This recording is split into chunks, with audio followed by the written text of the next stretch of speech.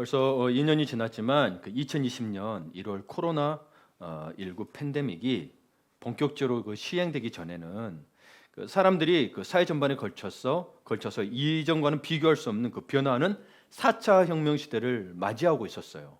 그래서 여러분 그때 보면 이 4차 혁명 시대가 막 뉴스에도 나오고 이렇게 보다 보니까 사실 인류에 대한 그 기대로 한껏 부풀어 있었죠. 어떻게 될까, 어떻게 될까. 여러분 대표적인 사물 인터넷이라든지 여러분 또 그리고 비트코인을 향한 그 NFT를 기반해서 만든 그 메타버스라든지 이런 부분들이 계속 실행이 되고 있습니다. 그리고 현재 와서는 사실 근데 여러분 코로나19라는 그 변수가 생기면서 사실은 모든 게 멈춰버렸어요. 그럼에도 불구하고 그 4차 산업혁명을 맞이하는 그 AR라든지 NFT라든지 여러분 이런 모든 것들이 사실은 이 코로나 때문에 10년 이상 앞당겨졌다고 합니다. 그래서 여러분 이 전문가들도 이야기하기를 이 속도를 따라잡기가 너무 어렵대요. 근데 우리는 너무 모르는 것 같죠. 근데 신문은 아주 새로운 것들 쏟아져 나옵니다.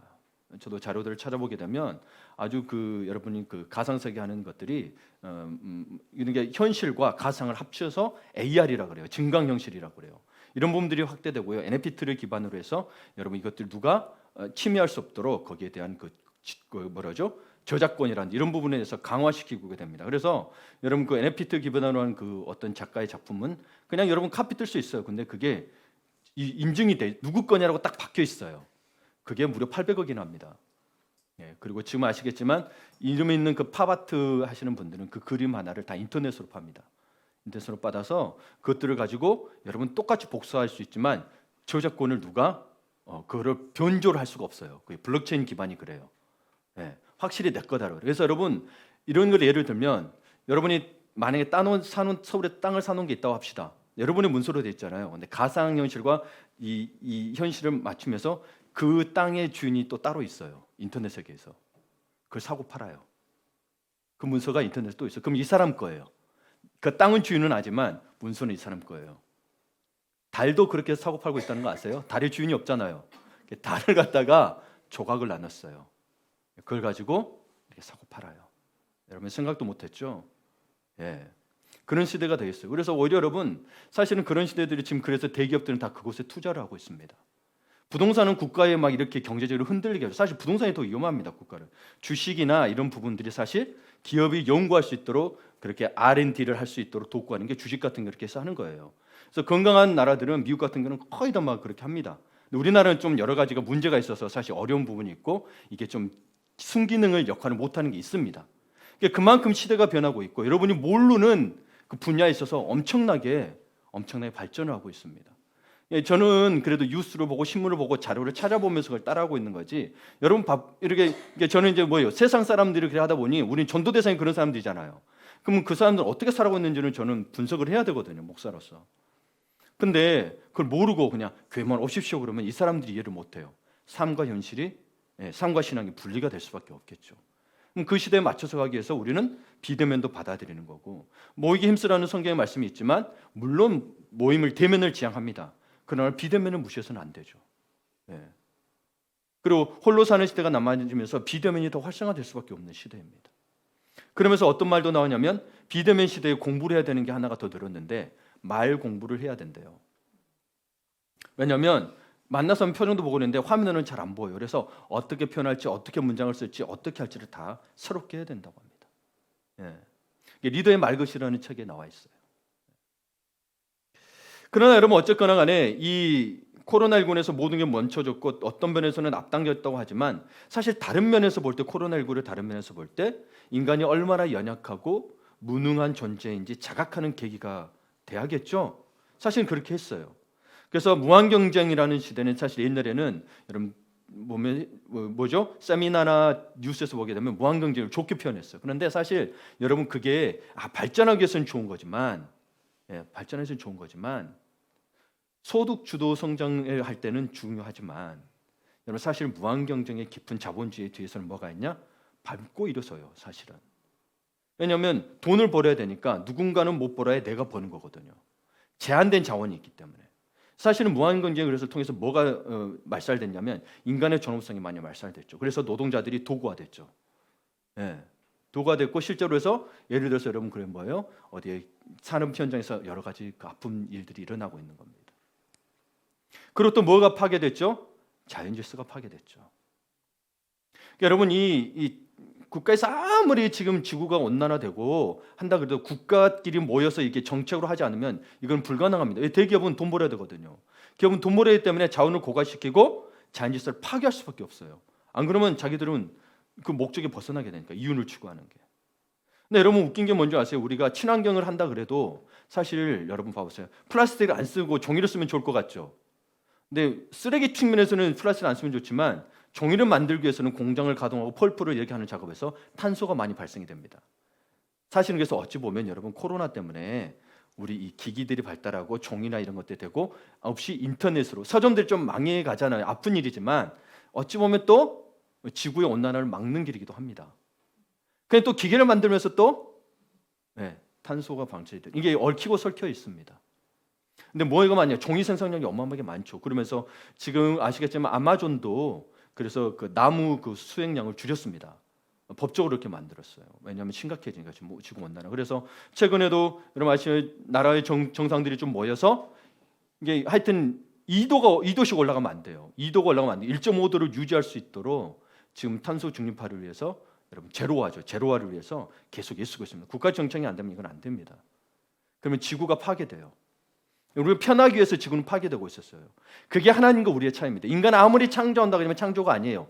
있는 거에서 만들어내는데 다 파괴예요. 근데 하나님은 무에서 유를 창조해서 우리에게 뭐예요? 생명을 주셨고 엄청난 걸 주셨는데 이게 근데 사실은 인간은 자기들이 자꾸 창조자처럼 교만해지고 있는 거죠. 그래서 여러분 봐보세요.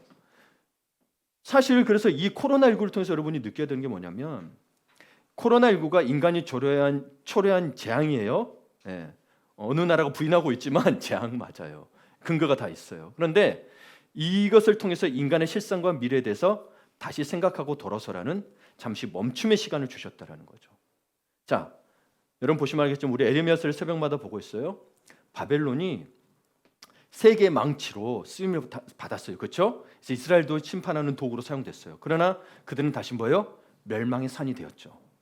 그러니까 하나님께서 여러분 불순종한 나라들 이렇게 믿지 않는 나라들 강대국처럼 만들어서 사용할 때는 그들이 제국주의가 됐을 때는 그들이 먼저 자비와 선함을 베푸기를 바라고 했고 변화되기를 바랬는데 변화되지 않았을 때는 뭐예요? 그들을 멸망시킵니다. 근데 그들을 어떤 도구로 사용하시느냐? 이게 세상이 불순종하고 악한 민족일지라도 그것을 통해서 이스라엘 민족의 회복과 돌아옴을 사용하신다는 사실입니다. 그래서 여러분 이 세상이 발달하고 때로는 여러분 이런 모든 것들이 발달하고 또 코로나19가 다가왔을 때는 그리스도인들은 무엇을 의미하느냐? 그리스도인들에게도 여러분 있죠? 교회가 한국 교회가 사실 코로나19 아니었으면 계속 성공과 성공주의로 달렸을 거예요. 성공과 성장과 성공주의에 사실은 가려져 있었고 자본주의처럼 성장해 버렸죠. 그래서 여러분 이것이 문제점으로 드러났고 그 증명가 뭐냐면 옛날엔 교회에 대해서 좋게 봤던 사회가 교회를 손가락질 시작합니다. 신뢰도가 하락하고 교세가 위축되었고 다음 세대는 교회를 나오지 않게 되었습니다. 그리고 심지어는 여러분 교회 내에서도 이렇게 뭐 노예다 총회를 가게 되면 교회의 크기에 따라서 목사는 똑같이 안수를 받았고 하나님 앞에 똑같은 하나님의 종임에도 불구하고 교회의 크기에 따라서 목사들 간에도 계급이 생깁니다. 정당할까요? 열심히 했어요. 여러분 어찌 보면 시골 목사님들이 정말 열심히 하고 어찌 보면 그런 분들을 더 존중하고 그래야 됐어요. 실제로 제가 예전에 오카노 목사님 설교 들었을 때 오카노 목사님 그런 이야기를 했어요. 오히려 시골에 계신 목사님들을 제가 존경하고 해야 되는데 교회가 커졌다고 어느새 내가 교만해지고는 아닌지 설교 시간에 스스로 자정의 말을 하셨었어요. 그래서 교회에 가면 어느 교회 하면 부자 되더라 이런 교회 가게 되고 이거는 교회의 본질이 사라진 겁니다. 부가 나쁘다는 개념이 아니에요. 교회 본질은 부가 아니기 때문에 그렇습니다. 부를 교회가 자기의 몸집 불리기로 사용한 게 문제가 된 거죠.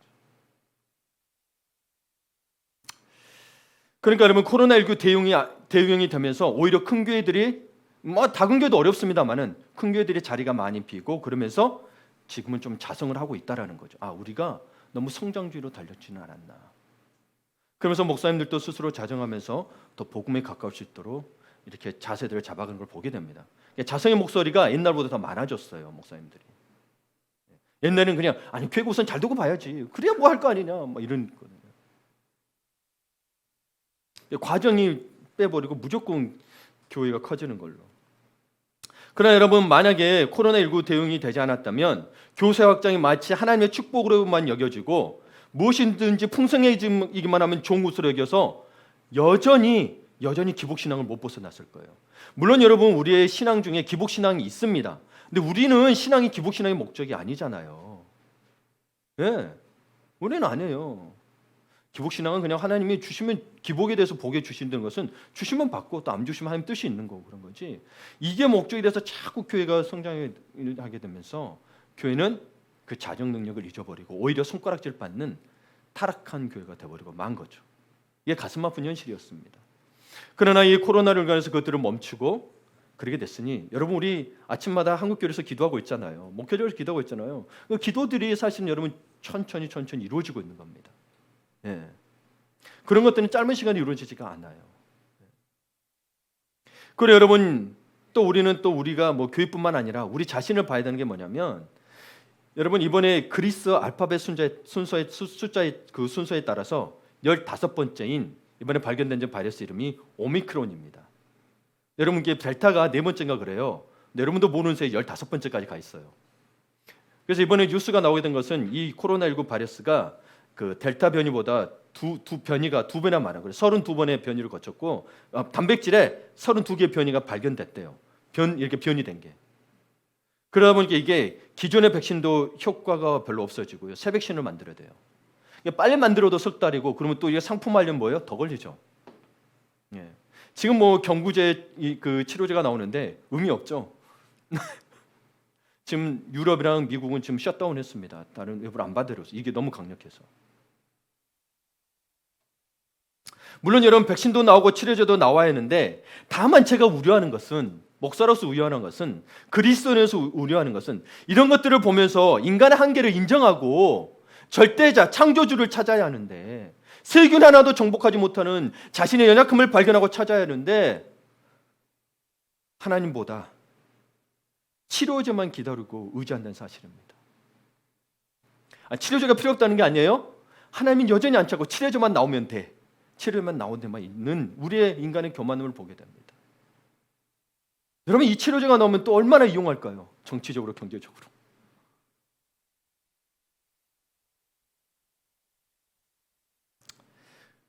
여러분, 우리는 그러지 맙시다. 우리 그리스도인만이라도 자정 능력을 갖고 정말 이 문제들이 또 한국교회에서도 도려내지고 또 인간들이 깨닫기를 바라면서 신앙의 본질을 회복하는 기회로 삼을 수 있도록 기도해야 합니다. 성경에 보게 되면 늘 이스라엘 위기, 그리고 즉 성도의 위기는 언제나 하나님 은혜와 맞닿아 있었어요. 위기가 뭐예요? 회복을 바라시는 거죠. 그래서 포로도 끌려가고 때로는 블레셋 침략이 있고 고통을 받았던 게 뭐예요? 진짜 본질로, 신앙의 본질로 돌아와라. 믿음의 대상이신 하나님을 찾아라 라고 늘 이야기했던 겁니다. 다시 한번 우리의 변질된, 분명히 팀 켈러 목사님도 이야기했지만 우리 안에 있는 우상, 보이는 게 우상이 아니죠. 하나님 외에 내게 더 소중한 것이 우상입니다. 내가 건강이 더 중요하다 하나님보다. 건강해 하나님 믿지. 그러면서 건강이 우선시다. 그럼 그 우상입니다. 그게. 우리는 이 세상에서 잠시 살다 가는 거고 하나님과 영원한 나라에서 산다니까요. 그래서 이 세상에서 건강하게 살면 좋지만 그게 목적이 돼서 살면 안 된다라는 거예요. 건강해야죠. 그렇죠? 건강해야죠. 네, 경건이 우선이라는 사실을 기억하십시오. 네. 몸을 위해서는 운동을 하루에 2시간씩 하는데 기도는 10분도 안 해. 어떡하라는 겁니까? 몸을 위해서는 좋은 음식 찾아서 먼 곳을 찾아가. 근데 예배하는 장소에는 새벽 기도는 힘들어. 그럼 여러분, 이 땅에서는 편할지는 몰라도 영원한 저 세상에서는 어떻게 하실래요? 그래서 우선순위를 저는 분명히 하라고 늘 이야기합니다. 힘들지만 우선순위를 분명히 하셔야 합니다. 네, 분명히 하셔야 합니다. 그런데 여러분, 제가 이렇게 막 여러분을 책망해서 죄송합니다. 여러분을만을 책망하는 게 아니고 사실 그리스도는 스스로 자정 능력을 가져야 하기 때문에 스스로 이렇게 이야기를 하고 또 일어서야 됩니다. 그런데 문제점이 많은 또 한국교회의 책망받아야 마땅하지만 오늘 본문을 통해서 먼저 책망하기 전에 먼저 해야 되는 게 있어요. 감사입니다. 감사. 이게 첫 번째로 여러분에게 전하고 싶은 건 뭐냐면 책망받아야 마땅한데 먼저 감사하라. 책망받아야 마땅한데 먼저 감사하라. 고린도 교회에 보낸 바울의 서신은 여러분 1장을 읽으셨는데요. 감사의 고백으로 시작합니다. 사실 고린도 교회는 바울이 2차 전도여행 때 개척했는데요. 그 배경은 이렇습니다. 기원 후 49년에 로마 황제 클라우디스라는 그 황제가 칙령을 내렸는데 로마에 있는 유대인들을 다 추방하라고 했습니다. 그러면서 그때 로마에서 어떤 사람이 고린도로 왔냐면 브리스길라와 아굴라 부부가 왔어요. 이 신실한 부부가 와서 고린도에서 바울을 만나면서 함께 선교 사역을 하다가 고린도 교회를 개척하게 된 겁니다. 네. 그래서 이후 바울은 그리고 고린도 교회 세워놓고 떠나서 예배소에서 이제 머물면서 제자들을 키우고 목회 사역을 담당하고 있을 때 고린도의 소식을 듣고 고린도 교회에 편지를 발송한 겁니다. 그래서 고린도 전후서가 나오게 된 겁니다. 근데 사실 여러분이 고린도서를 읽어보게 되면 우리가 지금 9절까지 읽었지만 그 뒤에 읽게 되면 어떻게 했냐면 고린도가 좀 다양한 문제들이 닥쳐 있었어요. 어떤 문제는 위험하고요. 어떤 문제들은 좀 어설프기도 합니다. 그래서 바울은 이로 인해 지적하고 이제 교회가 다시 건강해져야 되니까 지적하고 질책해야 할 점이 많았는데 먼저 감사를 한다는 거예요. 그럼 여러분 지금 어떤 상태였는가 보세요. 11절 12절을 보게 되면 내 형제들아 근로의 지편으로 너에게 대한 말이 내게 들리니 곧 너희 가운데 뭐가 있다? 분쟁이 있다는 것이라. 근데 분쟁이 어떻게 나누는지 보세요. 12절에 나는 바울에게, 나는 아볼로에게, 나는 게바에게, 나는 그리스도에게. 여러분 이게 본질적으로 막 나누려고 했던 게 아니고 어찌 보면 이들은 더 진리를 찾고자 해서 이렇게 나눴던 것인 줄 모르겠습니다. 근데 그리스도에게, 바울에게, 아볼로에게 다 훌륭한 분들이죠. 훌륭한 분들인데 나눴다는 겁니다. 이 분쟁이 생겼다는 거예요. 이런 부분이 있어서 사실은 고린도 교회 편지를 쓴 건데 바울은 그런 부분을 구체적으로 이해하고 저렇게 질책하기 전에 먼저 하나님께 감사의 마음을 품고 고린도 교회 성도들이 갖고 있는 긍정적인 측면을 주목했다는 겁니다. 네, 다시요. 먼저 하나님께 감사의 마음을 품었어요. 우리 먼저 저 사람에서 감사의 것을 찾는 게 아니고 먼저 하나님 앞에 감사하는 겁니다. 감사라면 그리고 고린도 교회에 있는 성도들 저 사람에게 있는 긍정적인 측면을 보게 된다는 겁니다. 여러분 아무리 화가 나고 이렇게 좀 질책하고 싶으면 긍정적인 거 하려고 해도 잘 안 되잖아요. 네. 근데 바울은 분명히 이야기합니다. 먼저 하나님께 감사의 마음을 품었다는 것을 보여주고 있습니다. 4절을 볼까요? 함께 읽겠습니다. 그리스도 예수 안에서 너에게 주신 하나님의 은혜로 말미암아 내가 너희를 위하여 항상 하나님께 감사하노니. 감사는 조건이나 환경과 무관하게 그 감사라는 그 자체로 인해서 항상 기억해야 할 신실한 성도의 필수적인 자세이며 이게 그냥 감사 어떤 추상적인 단어가 아니라 여러분의 성품이 되어야 합니다. 항상이라는 표현은 여러분 성품에도 들어와야 항상 가능한 거죠. 그렇죠?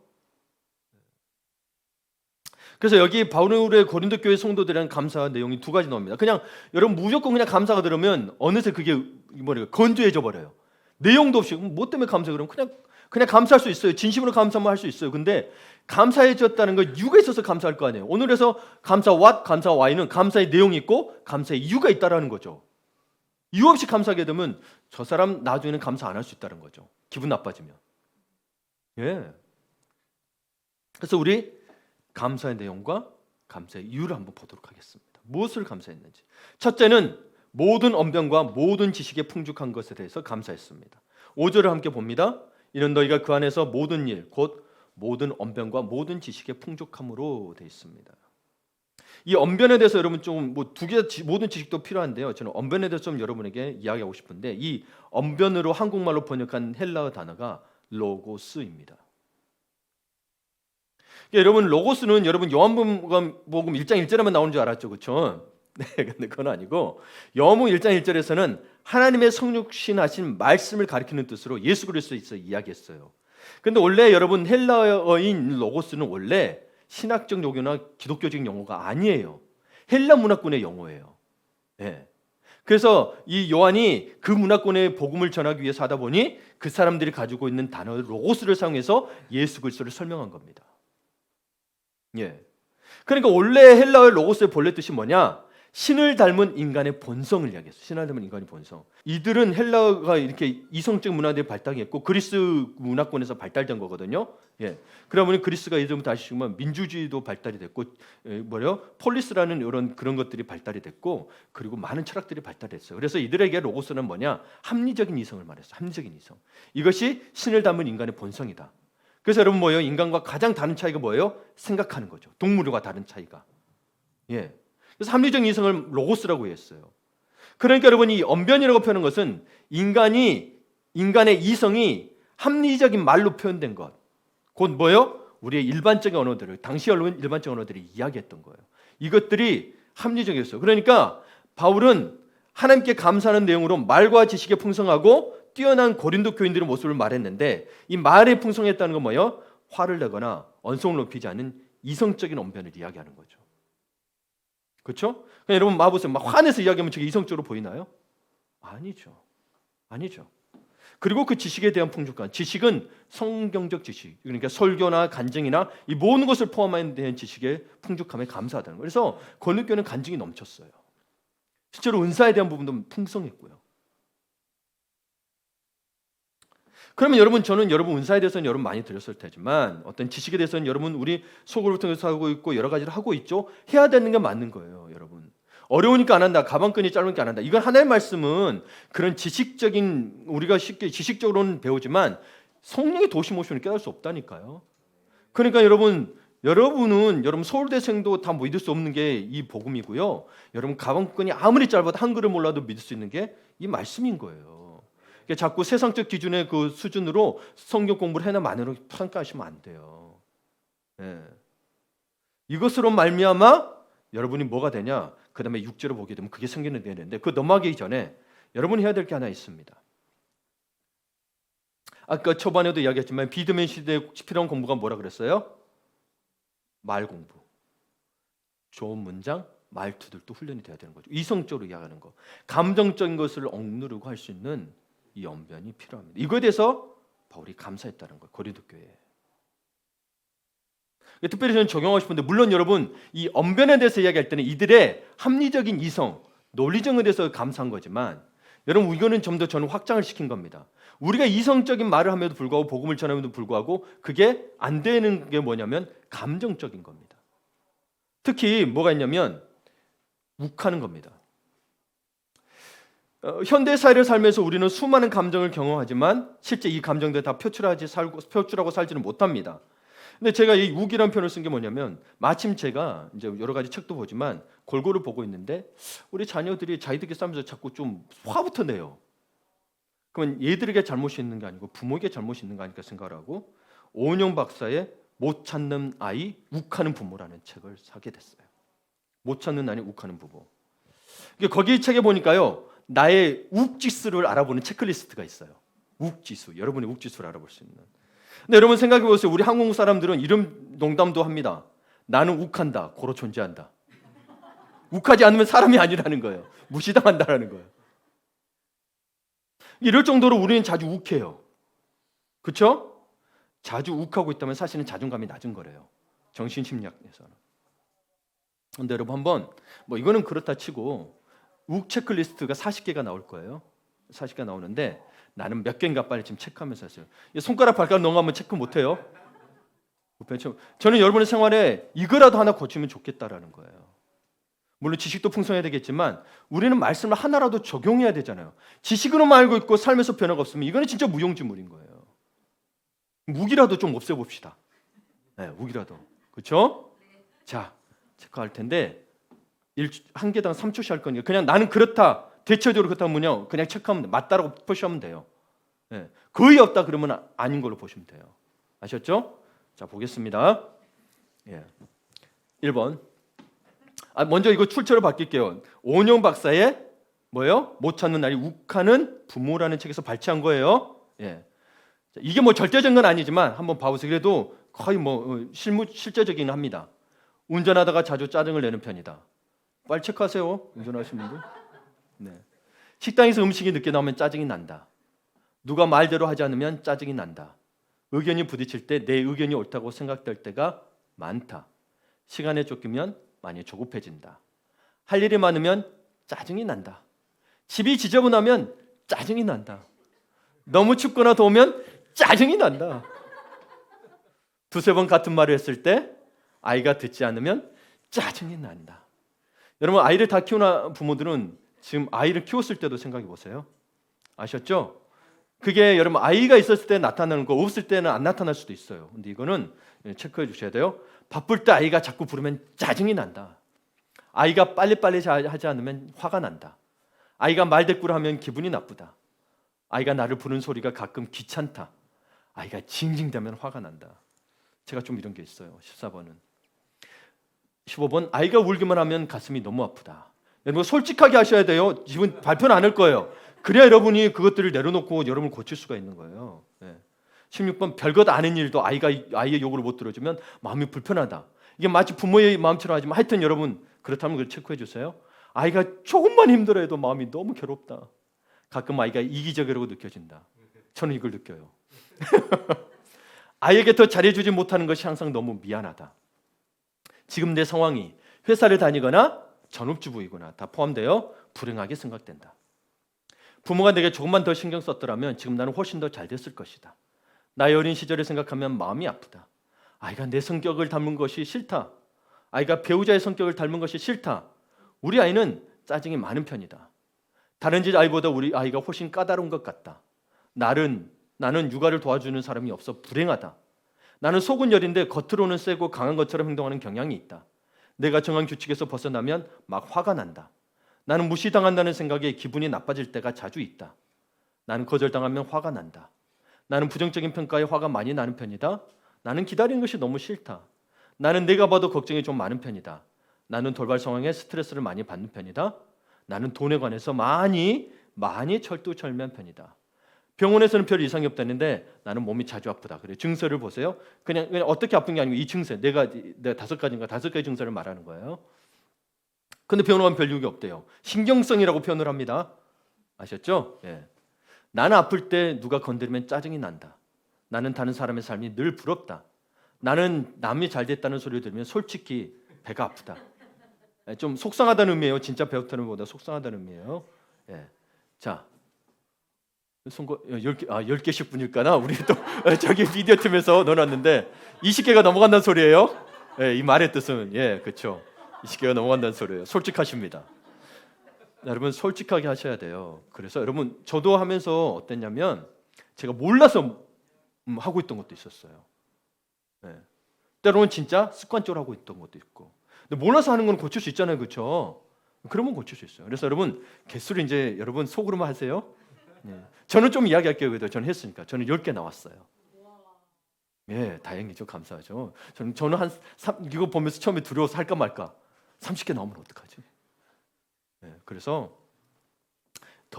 저는 좀 더 수정하고 있어서 너무 좋아요. 하나님의 은혜입니다. 제가 아이 때문에 기도하고 있었으니까. 한번 봅시다. 개수에 대한 것들. 10개. 감정 조절을 비교적 잘하는 편이래요. 10개 이하. 10개에서 20개. 가끔 치밀어 오는 욱 때문에 혼자 가슴 마르는 때가 있대요. 그러면 언제 욱하는지 웃길치를 한번 적어보면 그 원인을 알게 돼서 줄일 수 있대요. 이건 처방까지 나온 거. 이건 다시 말씀드리면 오은영 박사님 그 책에서 나온 그대로 쓴 거예요. 그 다음에 20개에서 30개, 21개에서 경계선이죠. 우복하는 것 때문에 다른 사람까지 피해를 보고 당이까지 피해 보는 직전인 거예요. 너 죽고 나 죽자 이런 게 있죠, 그렇죠? 그럴 때는 어떻게 욱하는지 적어보래요. 줄여야 됩니다. 더 심해지면 전문가를 만나야 되니까 31개 이상입니다. 감정 조절이 주위 사람에게 많은 피해를 주고 있고요. 본인도 이미 일상에서 우울로 인해서 문제를 일으키는 일이 많다는 겁니다. 치료나 상담을 신중히 고려하는 말은 사실은 전문가를 만나보라는 얘기예요. 좋게 순화해서 이야기하는 이야기예요. 근데 여러분 보세요. 분노 조절 장애가 의심된다고 하죠. 사실 이 용어는 정신심리학적으로 이미 의학적인 용어로 쓰인 건 아닙니다. 정시로 올라온 용어가 아니고 어느새 이 용어는 만들어진 거예요.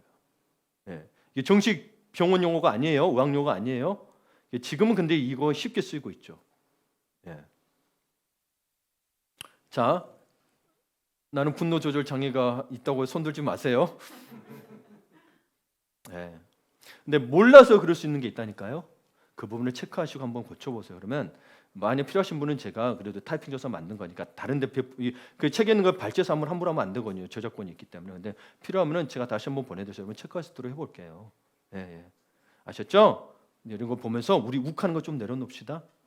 예, 가장 어려운 게 욱하는 거잖아요. 그렇죠? 그것만 고쳐도 그렇죠. 인생 좀 마음 편할 텐데 저녁마다 이렇게 그것 때문에 머리 치웠어 하고 내가 왜 그랬을까 그러지 않을 텐데. 그렇죠? 예.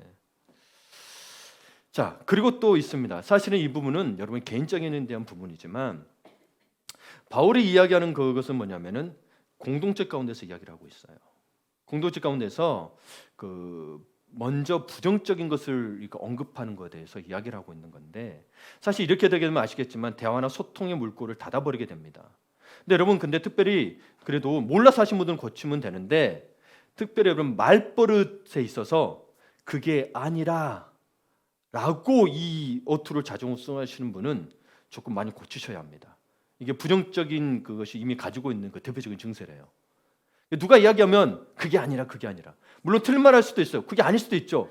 그래도 그렇습니까? 받아들여가면 좋은데 그게 아니라 그러다 보니까 좋은 말에도 뭐예요? 그게 아니고 우리 아이 중에 한 명이 그렇습니다. 충격받았습니다. 부모 탓이죠. 제가 먼저 그랬겠죠? 네, 제가 먼저 그랬겠죠. 그러나 여러분 그것을 발견했으면 여러분 그것 때문에 침체하지 마시고 여러분 먼저 하나님께 마음을 들이시고 나가시면 됩니다. 그래서 여러분이 욱하는 것들이 있어서 욱만 가라앉힐 게 아니라 바울을 다시 한번 보자는 거예요. 바울은 고린도 교회에 여러 가지 문제가 있었음에도 불구하고 뭐예요? 먼저 감사할 것을 찾아 하나님께 감사했다라는 거예요. 이게 안 되면 여러분 다음에는 안 그래야지 하지만 또 가서 이러고 있죠. 이러고 있단 말이에요. 네. 절대 그런 마음 들면 옆에 칼 두지 마세요. 그러지 마세요. 네. 자, 이것을 왜 중요하냐? 그래서 언변과 지식의 풍성함이 거기서 감사했는데 그게 또 어떻게 되냐면 두 번째로 그래서 바울이 감사한 것이 뭐냐면 6절에 보게 되면 그리스도의 증거가 너희 중에 견고하게 되어 있습니다. 그러니까 5절에 있는 언변과 지식의 풍성함으로 인해서 그리스도의 증거가 그들 가운데 고린도 교인들 가운데 성도들 가운데 확고하게 자리 잡았다라는 거죠. 예. 그러니까 여러분 우리의 믿음이 견고하겠다는 건 믿음이 이게 더 단단해졌다는 의미거든요. 예. 그러니까 여러분의 믿음이 더 단단해져서는 뭐예요? 말과 언변이 지식이 풍성해져야 된다는 거죠. 성경에 대한 지식이. 인간이 그 지정의가 있기 때문에 그래요. 지적인 부분만 빼고 내가 견고하게 된다. 안 됩니다. 예. 그래서 여러분 목장 모임이든 어떤 성경법 모임이든 그런 것을 열심히 하셔야 돼요. 그것도 부족하 새벽기도 와서 말씀 들으시고 그것도 부족하다 목사님 좀 해주세요. 그래서 여러분 내년에는 우리 이제 직사 직분을 주기 위해서는 52주 그 웨스트민스터 소그룹 소유리 문답을 하려고 합니다. 네. 그런데 제가 다 할 수 없으니까 영상으로 만들어 놓으려고 해요. 왜냐하면 여러분 제가 한국 교회사를 하면서 평양 대붕의 그 뒷배경에는 여러분 다 이야기할 수는 없지만 그런 영국에서 건너온 선교사들의 노력들이 있었어요. 그들 여러분 소물이 웨스트민스터 소유리 문답이 여러분 영국 상원 의회에서 통과된 겁니다. 교회에서 통과된 게 아니고요. 상원 의회에서 통과됐는데 왜냐하면 부모들이 자녀들을 가르치기 위한 책으로 만들어진 거예요. 근데 이걸 어려워하면 안 된다. 이것조차 모르면은 여러분 신앙의 지식이 안 돼서 믿음이 견고해지지 않는다라는 이야기인 거예요. 예. 세상에 여러분 취미 있는 것은 그 지식이 풍부하죠. 자면서도 그려지죠. 그런데 왜 말씀은 안 그려질까요? 말씀에 대해 사랑하셔야 됩니다. 그래서 여러분 이 견고하게 돼서 이 그리스도의 증거를 뭘 말하는 거냐면 사실 그리스도를 구세주로 증언하는 거죠. 그러면서 나는 나 혼자 증언하고 있는 게 아니라 개인적인 고백뿐만 아니라 공적으로도 고백을 한다는 겁니다. 그게 전도죠. 봐보세요. 그리스도의 증거가 내게 있어서 견고한데 복음 안 전하겠어요? 복음을 전하는 일체행위를 다 말하는 거예요. 여러분 가르치는 거, 성경 공부에 참석하는 거, 예배에 참석하는 거, 나가서 전도까지 다 이거에 여러분 증거를 표현하는 것을 말하는 겁니다. 견고해졌기 때문에 가능한 거죠. 만약 믿음이 없는 자가 이것까지 할 수 있을까요? 안 된다라는 거죠. 그리고 모든 말과 지식의 풍족한 것으로 인해 그리스도의 증거가 확고하게 자리 잡게 되었잖아요. 이 결과가 또 뭐예요? 7절을 보게 되면 실제로 보게 되면 모든 은사의 부족함이 없이 우리 주 예수 그리스도의 나타나심을 기다립니다. 여러분, 그러니까 우리 아까 대리지면서 설명했지만 우리 주님을 나타나심을 기다리는 게 그냥 기다려지는 게 아니라는 거예요. 내가 믿었지 기다려지 이런 부분이 아니라는 거예요. 이 과정이 있다라는 거예요. 근데 고린도 교회 성도들이 이러한 감사의 내용이 있다라는 거죠. 문제는 많았지만, 그래서 여러분 이렇게 생각하셔야 돼요. 여러분이 이렇게 이분론적으로 생각하시는 분들이 계시는데 딱 잘라서 이렇게 하는 분인데, 이 사람이 힘들어하고 이 사람이 고통스러워하고 이렇게 막 뭐랄까요, 신앙생활 잘 못하는 것 같다고 해서 이 사람 믿음이 없는 게 아닙니다. 고통 때문에 우리의 육신이 힘들어할 수 있고요, 어려운 것 때문에 힘들어할 수 있어요. 그걸 뭐라고 하지 마세요. 그렇다고 해서 이 사람 믿음이 없어진 게 아니에요. 이 사람은 힘들고 어려운 환경이 닥쳤지만 뭐요? 믿음으로 또 이겨낼 수 있고, 어떻게 뭐 시간 차이 있겠지만 더 빨리 나올 수 있는 그게 되겠죠. 그 믿음이 있으면.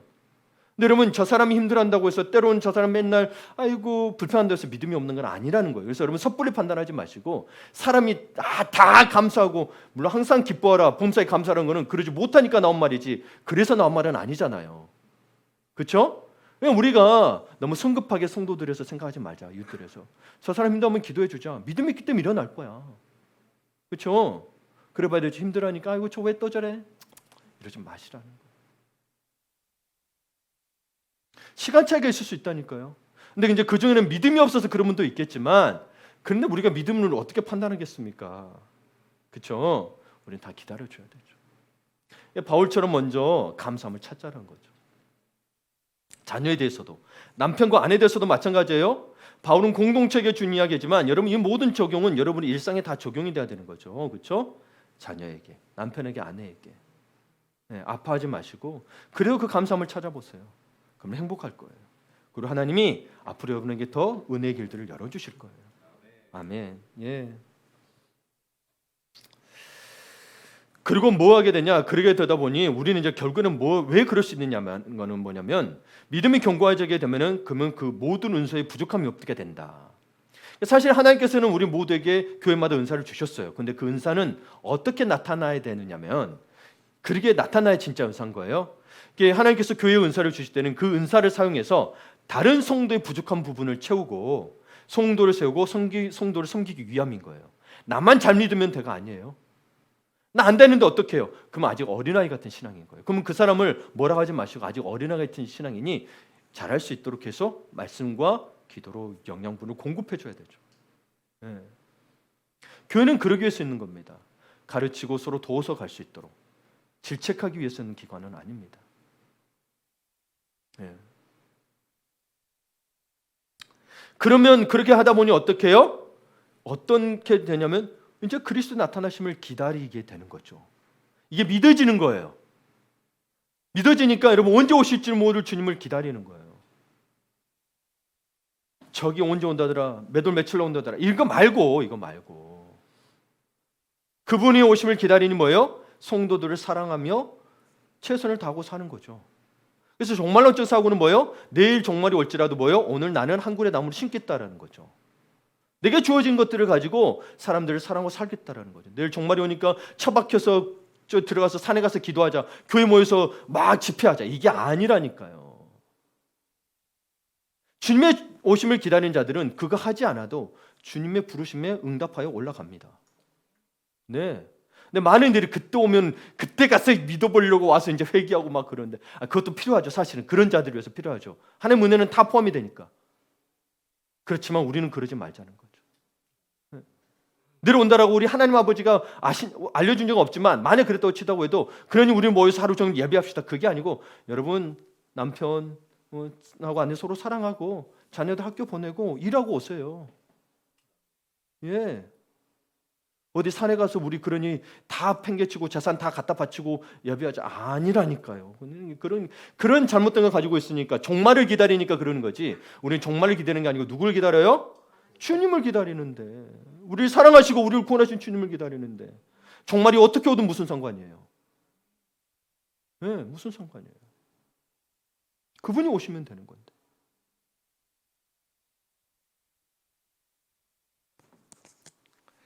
그러니 여러분, 대림절을 맞아 우리는 얼마나 주의 나타나심을 기대하며 소망을 품고 살고 있나요? 네. 이 기간은 좀 그러자는 거예요. 주님의 정말 오심을 기다리고 있는지, 내가 정말 주님의 오심을 소망하고 있는지, 그래서 내가 오늘의 삶을 최선을 다해서 살고 있는지, 사랑하고 살고 있는지, 용서하고 살고 있는지, 미워하지 않고 베풀고 살고 있는지를 바라보자는 거죠. 특별히 여러분 교회 달력이라고 하죠. 이 대림절 첫째 주일부터 시작합니다. 그래서 이 대림절 기간에는 목회자가 입교자나 세례자, 서리 집사, 팀장 등 교회 직분자를 세우기 위한 준비 기간입니다. 그래서 이 대림 한자로는 뭐예요? 기다릴 때 이 말 의미예요. 예수님의 강림을 기다리고 준비하는 거예요. 영어로는 seasonal advent, advent가 도래, 내려오다는 뜻이거든요. 근데 시즌으로 뒀죠. 기간을 둔 거예요. 그래서 어떻게 기다리느냐? 마태복음 25장의 신랑을 기다리는 슬기로운 열처녀처럼 늘 기름을 준비하며 기다려야 된다는 거예요. 뭘 준비해야 될까요?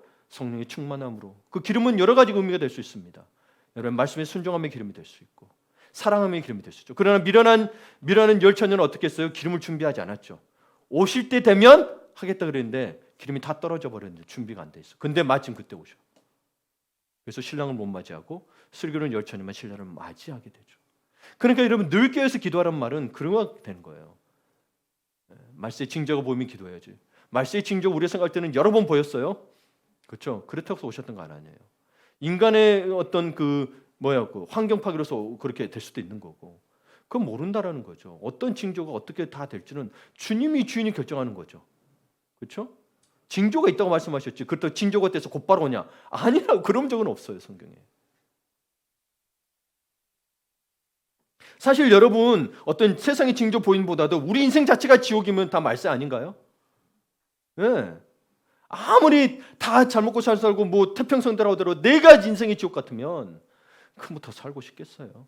주님 빨리 오셔야지. 안 그래요? 그래서 여러분, 대림절을 기다림의 절기라고도 합니다. 그러니까 여러분, 이 절기에 성도들은 성육신하신 그리스도요, 임박한 장래에 다시 오실 그분을 기다리는 마음가짐을 진실하고 거룩하게 갖추도록 해야 됩니다. 그래서 우리 그리스도인으로 하여금 깨어 기도하게 하자는 거예요. 그 지난 한 해 2021년을 그 개인 생활, 가정 생활, 교회 생활, 사업이나 직장 생활들을 잘 마무리하고 유종의 미를 거두고 또 성탄절과 함께 2022년 새로운 새를 준비하자는 거예요. 그렇죠? 연말에 바쁘잖아요. 근데 코로나 때문에 여러분 많이 취소됐죠? 이제 그 핑계 안 돼요? 뭐라 그러죠? 연말에 하는 거 뭐라 그래요? 송년 이런 거. 송년은 어느 때보다 진탕 놀죠. 그리스도인들은 좀 자중을 하셔야 됩니다. 필요할 때는 하셔야 되지만. 그리고 기다림은요, 조바심 나기도 하고 초조하게 만들 수도 있어요. 그리고 여러분, 2022년 인생이 올해도 이렇게 쉽게 말 조금 속된 편이 역 같았는데 2022년 기다리고 싶지도 않아 라고 말하는 분들은 사실 기독교적인 세계관이 안 잡혀서 그렇습니다.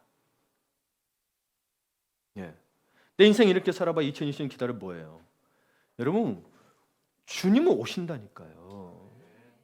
우리는 혹 내가 먼저 죽으면 주님 앞에 가요. 이 천국을 믿으시면 2022년도 기다리셔야 됩니다. 그러지 않고 그런 신앙이 주님이 나에게 회복을 주시고 이 사람이 또 70년 뒤에 포로 생활에 온다는 걸 믿지 않았으면은 여러분, 그 지옥 같은 생활이 되겠죠. 그러나 믿었던 자들은 다시 돌아오는 거 감사하고 눈물을 흘리죠. 그런 것처럼 우리도 주님이 다시 오실 줄 믿지 않으면 2022년이 필요 없죠. 그것도 지옥 같죠. 그래서 우리 어려운 환경이 좋아졌느냐? 그건 아니에요. 그러나 어려운 환경이 있을지라도 주님의 오심을 기대하면 그 속에서도 감사가 나온다니까요. 감사가 안 나오는 것은 기독교적 세계관이 온전히 잡히지 못했으니 어려움이 닥치면 맨날 불평불만이에요. 힘들어서 못하겠어요. 하나님, 나는 왜 이런 고통을 당해야 돼요? 당신이 내 상황을 몰라서 그래. 이러고만 나오면 합니다. 직장 상사 때문에 힘들어 죽겠어요. 힘들죠? 그럼에도 불구하고 감사를 찾으라고 하는 겁니다. 왜 감사해야 되냐? 감사의 이유를 이제 설명해 볼까요? 왜 감사해야 되냐? 감사의 이유를 여러분 딱 4절 봅시다. 4절, 그리스도 예수 안에서 너에게 주신 하나님 뭐로 말미암아? 은혜로 말미암아 내가 너희와 항상 하나님께 감사하노니.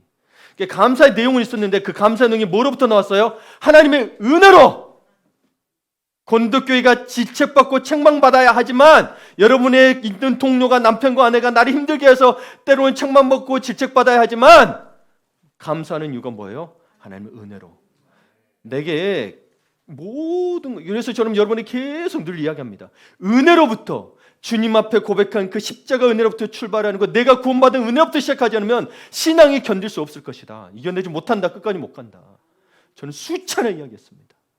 이거를 여러분 이 깊은 은혜에 감격이 없으면요, 여러분 못 감당합니다. 이 은혜가 얼마나 크고 감사한지를 여러분이 실제로 느끼셔야 되는 거예요. 그러지 않으면 이성적으로 남아서 어려우면 이거 잊어버려요. 이게 있어야 내가 잠깐 또 너무 힘들어서 돌아섰다가도 이게 있어야 돌아오게 됩니다. 은혜를 체험하지 못하면 못 돌아와요. 그래서 여러분 교회 있다가 떠나신 분들 실제로 물어보세요. 진짜 하나님의 은혜를 체험했고 감격과 감동이 있었냐고. 진짜 그건 물어봐야 됩니다. 그냥 입으로만 고백했을 수도 있어요. 이성적으로는 이해가 돼서 봤을 수 있어요. 우리 중직분들 체험에서도 또 물어봤어요. 당신 정말 그 은혜의 군과 감격이 있느냐. 부족하고 그러면 뭐 하더라도 그게 있으면 다시 돌아서 믿음의 생활을 합니다. 순종합니다. 그게 없으면요, 어느새 교만해지고 그게 자기 감투가 돼서 성도들을 힘들게 합니다. 근데 우리 교회 중직분들은 안 그러니까 너무 감사한 거예요. 먼저 섬겨주고 먼저 해주시고 먼저 하겠다고 하시고 너무 감사한 거죠. 고린도교회는 은사도 많이 체험했고 문제도 많았습니다. 그러나 이 은혜가 없었다면 바울은 감사의 일을 찾지 못했습니다. 그러니까 이 하나님의 은혜는 바울에게 있던 거죠. 고린도교회도 있었지만 뭐요? 바울이 하나님에 대한 감격이 있으니 그걸로 말미암아 고린도교회의 감사의 제목들을 차릴 수 있었던 거죠. 우리가 이 은혜에 대한 감격이 없고 은혜에 대해 없으면 저 사람 아무리 좋은 거 있어도 왜 10개 있었는데 하나 잘못하면 하나 잘못한 것만 보여. 억울하죠. 당한 사람들은. 물론 억울해도 또 감사함을 하십시오. 근데 우리는 그러지 말자는 거죠. 우리는 그러지 말자는 거죠. 감사의 내용이 있게 된 이유는 하나님의 은혜 때문이라는 거예요. 그리고 9절에 보게 되면 하나님의 신실하심 때문입니다.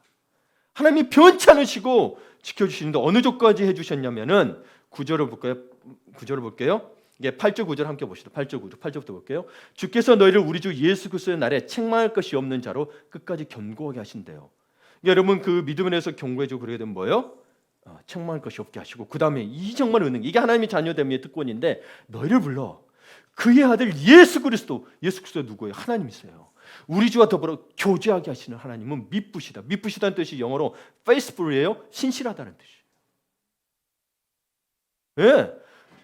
어느 신이 여러분 어느 선화를 보고 신화를 봐도요 하나 신과 동등하게 교제하게 하는 신이 없어요. 얼마나 겸손하시고 얼마나 사랑해만 우리를 사랑하신지 여기서 느끼셔야 되는 거예요.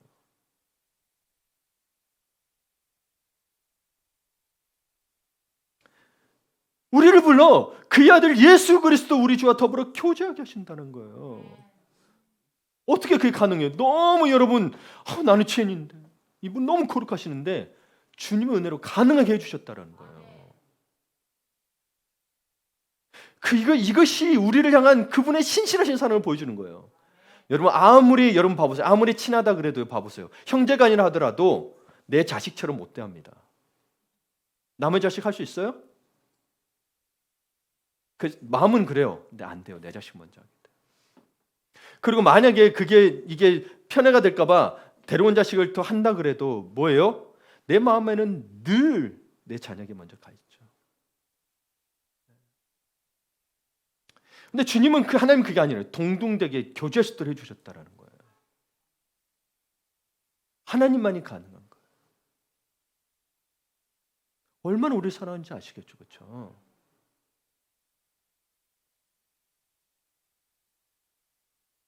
그러니까 여러분 우리가 2022년에도 2020년 힘들어서 소망이 없는 것 아무것도 없는 것 같지만 그래도 소망을 붙들 수 있는 것은 하나님의 은혜와 하나님의 신실하심 때문에 우리 약속같잖아요. 그 말을 듣고 지켜 행하는 자에게 내가 복을 주리라. 복 때문은 아니지만 하나님의 속성이 그렇다는 약속하신 분을 지키신다라는 거예요.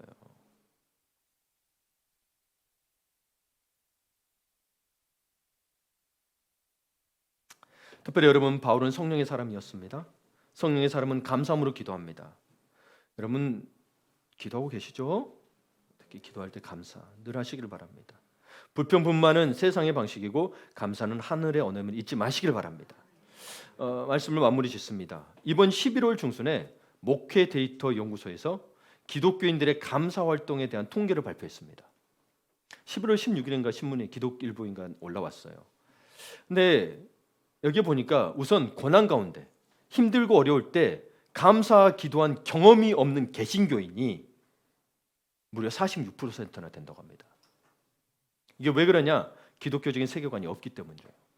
고난 중에도 우리 주님 변하지 않으시고 신실하시고 은혜로우신 분임을 이런 왜 그런지에 대한 세계관이 그냥 교회에서 은혜 떠들어 신실하다 왜 신실하다고 왜 은혜롭다고 하는지를 이거를 설명을 못하면 여러분 고난 중에 감사기도 안 나옵니다. 그래서 여러분이 계속 세계관을 가지고 하는 게 그거예요. 성경적인 세계관을 가지라고. 그리고요 감사 성향이 감사한다고 하는 이 성향들이 대체로 연령이 높을수록 높았대요. 근데 여러분 저는 다들 그 연세들이 다 젊어 보이시고 비슷해 보여서 여러분 우리 교인 중에 나이가 많으신 분을 구별하려면 감사를 많이 한 사람이 나이 드신 분입니다. 그래도 젊은 사람이 감사를 하지 않느냐 그건 아닙니다. 예, 이거는 근데 생각해볼 문제예요. 저는 왜 이야기를 하냐면 요즘 MZ 세대들이 어른들을 꼰대라고 놀립니다. 근데 저는 젊은 세대도 따라가 보고 이렇게 자료하고 어른들도 이렇게 하고 보면 느끼지만 MZ 세대들이 더 꼰대예요. 그래도 어른들은 그런 어려움을 겪고 살면서 그래도 자기들 시대를 겪다 보니 힘듦이 있어서 그래도 포용하려고 하지만 그게 잘 안 되는 것뿐인데 얘들은 무조건 어른이라고 무조건 라떼만 이야기하면 무조건 꼰대로 봐버린다는 거예요. 듣지도 않고 누가 더 꼰대예요? MZ 세대가 더 꼰대죠. 마음 아픈 일입니다. 젊은 사람들 이야기를 다 여러분 그러니 그래야 된다고 다 맞출 필요는 없습니다. 네. 그리고 특히 교회 내 소그룹 활동자층에서 상대적으로 감사의 높다는 평가가 나왔습니다. 이게 신앙생활은 혼자 할 수 없음을 이야기하고 있는 거죠, 그렇죠? 여러분 어느 소그룹이든 속해서 이런 것들을 나누시고 하셔야 됩니다. 그래야 감사를 하게 돼요. 그래서 감사 성향이 강한 사람들은 자신의 행복도나 사람들과의 관계의 만족도가 높았대요. 그럼 내가 관계가 좀 어색하고 나는 또 외톨이 같다. 물론 여러분 원래 성향이 내성적이거나 이런 사람들 이야기하는 건 아니에요. 예. 내가 관계에 대한 만족도를 이야기하는 거예요. 관계가 없다라는 거와 다르게 관계를 했을 때 만족도가 부족하다 그러면 사실 감사 성향이 별로 없다라는 걸 이야기하는 겁니다. 아까도 이야기했지만 고린도 교회는 질책받았고 지적당한 상황이지만 바울은 뭐 먼저 했다? 감사했다는 거죠. 이걸 이야기하는 겁니다. 기독교의 감사는 세상의 감사와 다릅니다. 세상의 감사는 로또에 당첨되고 일을 했는데 어떤 결과물이 나와야 감사하지만 기독교는 어떤 일을 했어도 결과물이 나오지 않아도 하나님은 신실하시고 은혜로우시니 감사하다는 거죠. 날 구원해 주시니 감사하다는 거죠. 지난주에서 찬에 날 구원하신 주 감사. 장미꽃도 감사. 뭐예요? 장미에 가시도 감사. 찔릴지라도 감사하다는 거죠.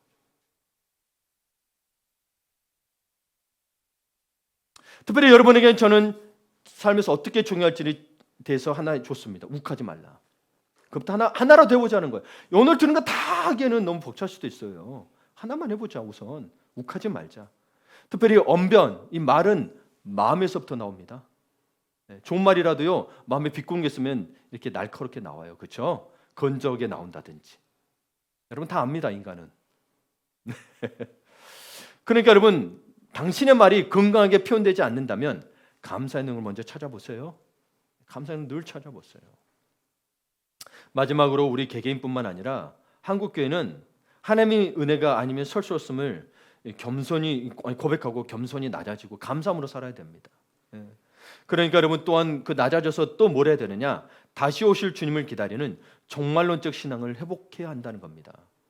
그렇죠? 이 종말론적 신앙이 왜곡돼 버려가지고요. 나는 종말이 없을 거라고 해요. 왜? 나는 잘 먹고 잘 살고 있으니까. 교회 다녔더니 코로나도 안 걸리고. 이게 무슨 종말론적 신앙입니까? 그런 교회가 있었다니까요. 그걸 걸렸죠. 예. 종말론적 신앙을 회복하라는 것은 뭐예요?